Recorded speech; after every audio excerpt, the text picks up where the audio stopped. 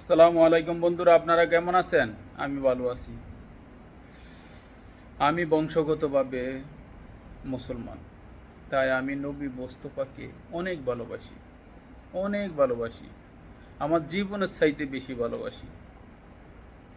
আমার নবী মোস্তফাকে নিয়ে কেউ গালাগালি করবে, এটা আমি সহ্য করতে পারবো না। তাই আমি ভারতের সমস্ত পণ্যকে বয়কট করব। আপনারা যারা নবী মোস্তফাকে ভালোবাসেন, তারা আমরা সবাই ভারতের সমস্ত পণ্যকে বয়কট করব।